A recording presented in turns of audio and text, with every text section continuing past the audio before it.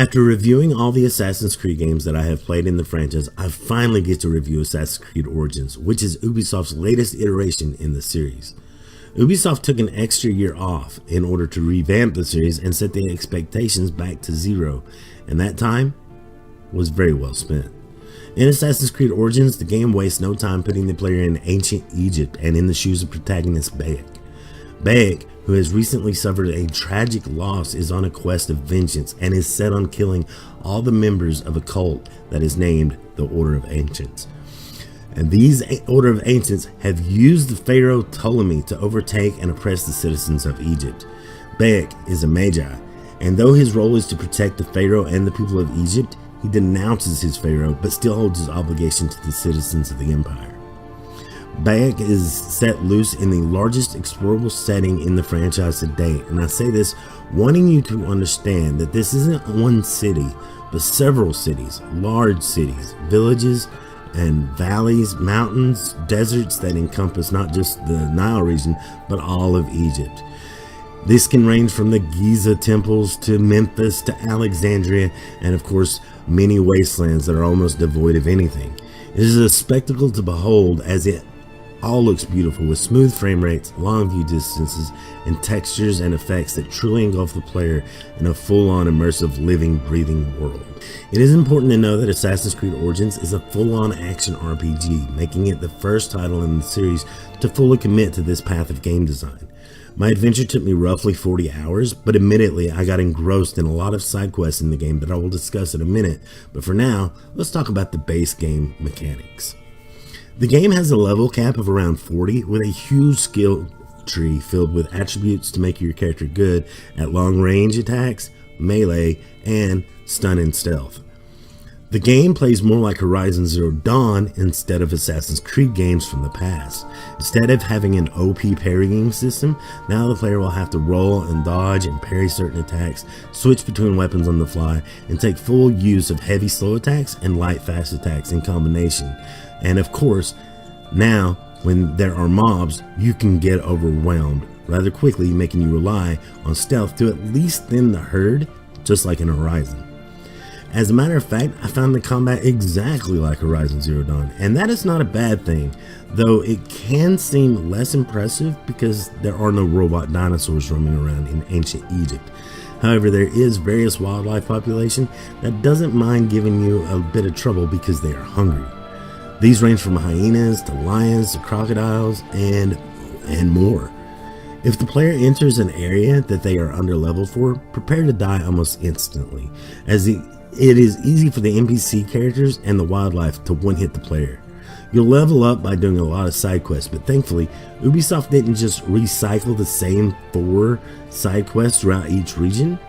Instead, each side quest has its own narrative. Some can be simple fetch quests or escort missions that are quick and short, and some can be sprawling narratives that can go on for quite some time. Each side quest narrative helps the overall narrative too, which is a fresh change from the typical Ubisoft grind. There are a lot of collectibles in this game, but these are all weapon treasures that will help equip the player. They're all viewpoints and ancient texts hidden in the crypts, which, by the way, the ancient crypts will help the player with ability points and extra XP. There are 3 types of every weapon: common, rare, and legendary. And even though there are levels attached to these weapons, you can upgrade ones that you want, or you can foolishly pay for them with microtransactions. But I found that the game gives you new weapons so often with that scale along with your level that you never need to worry about it.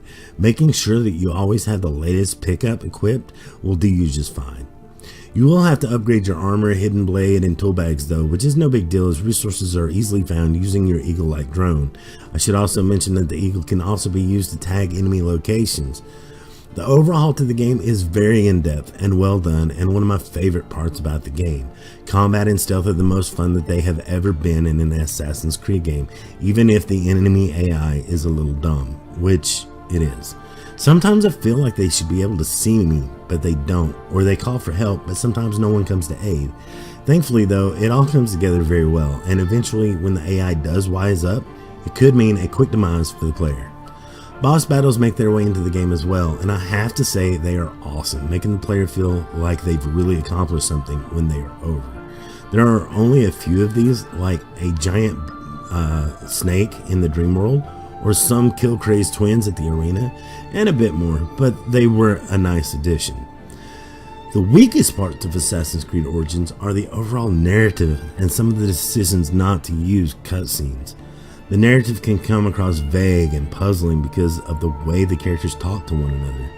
I guess game designers thought that the ancient people didn't communicate similarly to the way we do today, and instead only talked in riddles, which means characterization for 2/3 of the game is all a who cares montage. It makes it hard to view the relationships between people or get engrossed in their personal struggles because they really don't say what they mean to each other, but talk like one another is supposed to know via riddles and overblown analogies. It's hard to explain, but I think it's over stereotyping people who live at the time and can truly break some of the immersion. Fortunately, the third act does get better and you finally see characters being more direct with each other, and I think cutscenes would have been a nice to add more immersive cinematic touch when these conversations take place, instead of having the characters just standing there unable to move and still having to listen to the conversation. It seems boring and bland when presented this way, and would have benefited with some illustration, especially when the characters are using so much allegory to speak with one another. Assassin's Creed Origins is an entry in the franchise that does propel the series forward with a complete overhaul system to mechanics and a very vast world to explore, all which is overwhelming at times but still a welcoming sight. But I just wish that the narrative was better presented to go along with it. I still think that this is a must play for everyone, not just fans of the series, because it truly is a game that is on that next level. I give Assassin's Creed Origins a 9 out of 10. The game's new approach is taking all the right steps with intuitive combat and movement, a sprawling beautiful world, and change to open world design that is on par with The Witcher 3 and Horizon Zero Dawn, and does a good job of making me care about the world I'm playing in. If only it could have made me care more about the characters, it would have been an easy 10 out of 10. But what did you think? Did you play Assassin's Creed Origins? Let me know in the comments. Don't forget to give this video a like, and if you're new around here, please consider subscribing. Remember that I love your faces, and I will catch you on the flip side. But until then, have a good one.